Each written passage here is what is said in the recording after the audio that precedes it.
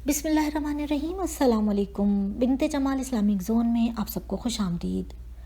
अल Arabia net के मुताबिक professor Abdullah अल मसनद ने सऊदी अरेबिया में इस साल 2021 में रमज़ान के पहले रोज़े और ईद उल फितर की तारीख़ों का ऐलान कर दिया है।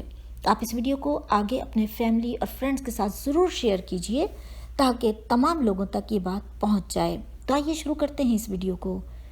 रमज़ान के जो रोज़े हैं वो शुरू हो रहे हैं।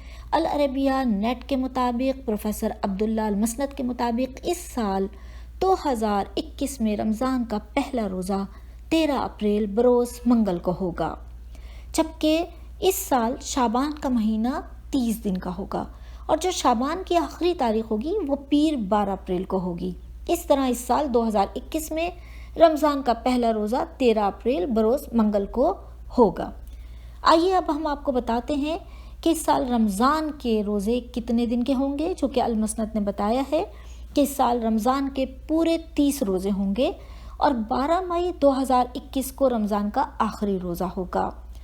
और फिर ईद के त्यौहार के बारे में बताया गया कि जुमेरात 13 मई 2021 को ईद का त्यौहार होगा। फिर सुन लीजिए, जुमेरात 13 मई 2021 को ईद का त्यौहार होगा।